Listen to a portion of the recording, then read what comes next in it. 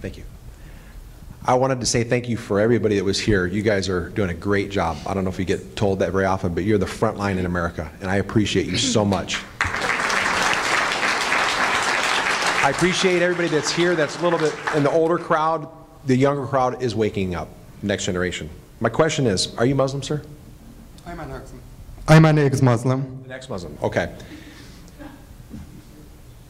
If anybody would like to answer this question who's a Muslim in the crowd, when Islam says that Jesus, if people say that Jesus was the Son of God, kill them if they believe in it, and also that he was never crucified, that somebody was put on the cross in his place, how can those, especially the first one about killing someone if they believe that Jesus was the Son of God, how can that be a religion of peace?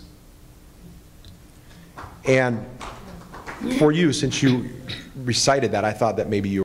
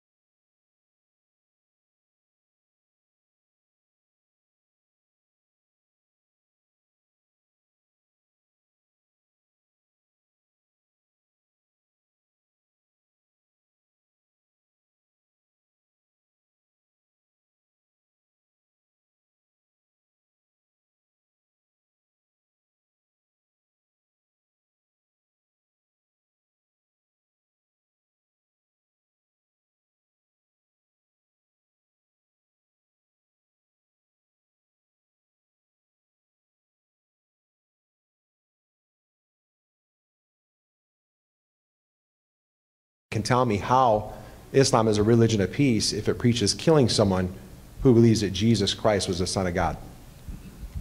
You can ask your question from the speakers, I guess. There's no Muslim up here. But I was a former Muslim, so there's no Muslim to answer this. When I used to be a Muslim, I never, the way we think about it, when I was a Muslim, I never thought calls on killing non-Muslim were evil. Actually, we always, Islam really makes your mind think differently from logical Western thinking. We can incorporate two opposite ideas at the same time and feel perfectly comfortable with it. For instance, we used to learn that Islam is a religion of peace. And at the same time, we didn't feel any conflict when we would say, but go kill the Jews. We never thought about it as it conflicts the value system of logic. And this is the tragedy that most Muslims, the majority of Muslims, have no clue. To them, it's all emotion. It's my father's religion. It's the only religion I can believe in. And it has to be right. We were told the Quran, word by word, was from God directly. And the way they recite it is so rhythmic and so emotional that really it feels very chilling. I mean, until today, if you hear the men recite it, he could be saying in the recitation, kill the infidels, but it sounds so holy. So holiness and killing are not something, when you're a Muslim, they don't conflict with one another.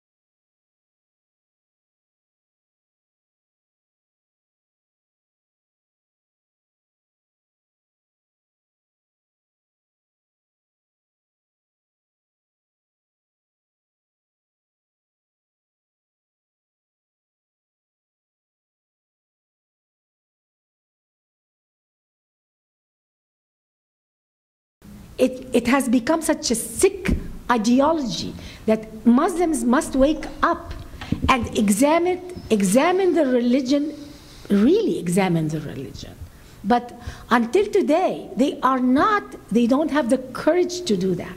I'd like to add a bit to that about the peace by giving you a quick historical anecdote you might find useful, which is basically the word peace in Islam has an etymological connection to the word submit. And this is actually sort of the game that a lot of Muslims play. They say Islam means peace, and in a way it does.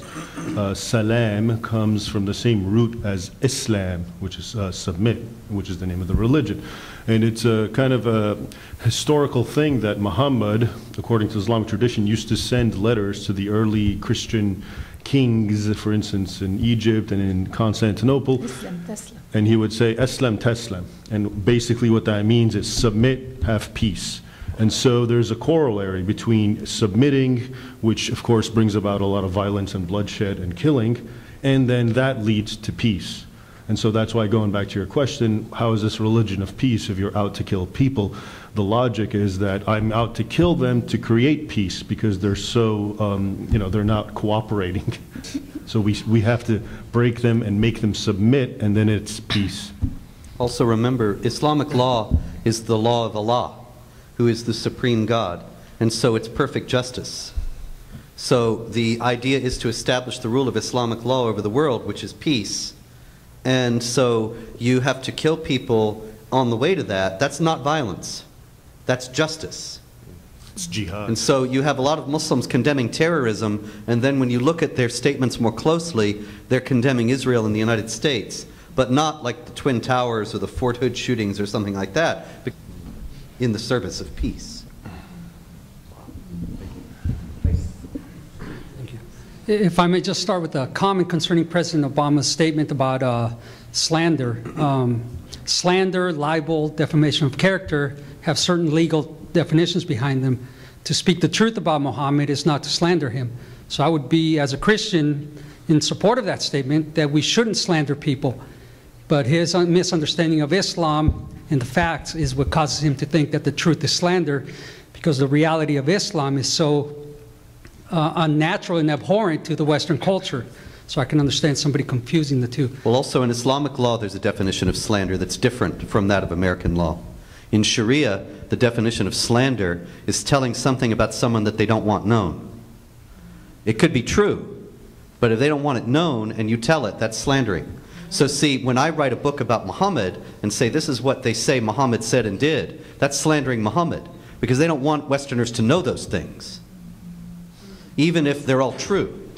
just to add to that, and it's based on something you just said, Nani, which is basically, like, as you do, I watch a lot of Arabic programs of these sheikhs and these Islamic clerics, and they'll say all the same things that if I say it, I'm a terrible human being. And the difference is they say it and they take pride in it. You okay, but they say it and they take pride. Okay, so for instance, I'll see a program of an Islamic cleric saying it's okay to marry a girl. It really doesn't matter her age. Now they've concluded 6 or 9 is not the point. Her age. The point is, can she bear the weight of the man? Therefore, if a 5-year-old is a strong girl and can, then that's okay. And he'll say it, and he's proud of it, and he'll evoke the Prophet of Islam, okay? And there's no problem with that. He's a great sheikh. But if I say it, I'm saying it with a bit of criticism. We're both stating the same thing, but it's exactly, why am I saying it? I'm saying it to be critical. He's saying it, and he's supporting it. Another Muslim clerk will come and say and complain about how if we really want to fix our economy, we need to do what Muhammad did, which is go on a jihad, raid people, steal their stuff, enslave them, and sell them in markets. And he'll get a loud, thunderous applause for that. But if I say it and then I'm being critical and saying this is not how it should be, then I'm the bad guy. So it's a lot of it has to do with the value judgment, which is sort of something that's been conveyed here. He used to tell people that the urine of the camel and his own urine would cure diseases. Muhammad's urine, okay, that's in some hadith. And today in Egypt, because they're becoming so Islamist, there is a clinic that opened to sell camel urine because Muhammad said so. If I laugh at it and write an article criticizing it, I'm saying doing slander against Islam, even though they're doing it. So they are ashamed. I mean, come on, let's face it. What kind of religion, kills people who insult them? They must really don't have enough confidence in themselves. Islam is a religion that has the least confidence in itself, and that's why any little criticism rocks them. I mean, it goes crazy, because they cannot answer you logically. They cannot defend themselves logically, so they resort to terror and violence. The Quran itself says, "O you who believe, do not ask about things which if made plain to you will make you uncomfortable." And so even among Muslims, they say, and they quote the Quran, don't ask too many questions. Don't ask any questions. Believe in it as it is. And that's why when Muslims live in the Middle East, nobody criticizes Islam because it's a crime. But we come to America here, and suddenly Americans are asking us questions, very innocent questions, and we're just like, oh my God, how dare they ask us this question? We've never been asked this question in the Muslim world.